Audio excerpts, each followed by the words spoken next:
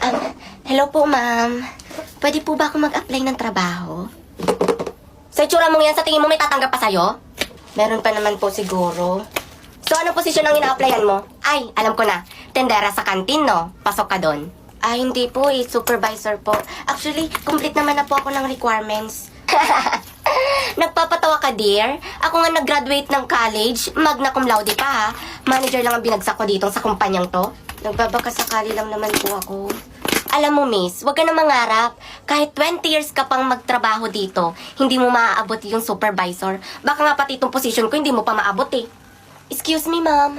Ano ba, Laika? May kausap ako, di ba? Eh, kanina pa daw po kasi, ma'am, nandito yung CEO. Ano? Ba't ngayon mo lang sa akin sinabi? Ano ba ito? Alam mo, ikaw, aanga-anga ka talaga kahit kailan. Pasensya na, miss, ha? Okay lang, miss. Sobrang important. Ano pang niyuyuko-yuko mo dyan? Ma'am, magbigay galang po kayo. Kanino? Sa CEO po, nasa harap niyo po. Alin? Ito? Yes, ako ang CEO ng kumpanyang ito.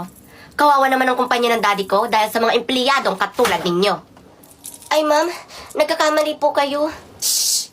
Maliwanag na sa akin ang lahat. Alam mo, nagagamit ko pa rin yung utak ko kahit pok-pok ako. Patawarin niyo po ako, ma'am.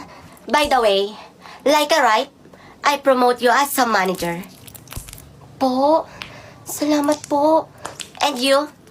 You're fired. Ma'am, wag naman po, may dalawa po akong anak. Kahit 3 pa yan, wala akong pakialam. Pero, may awa pa naman ako. I heard you again, baby. As a janitor, sayang naman yung tinapos mong magna cum laude.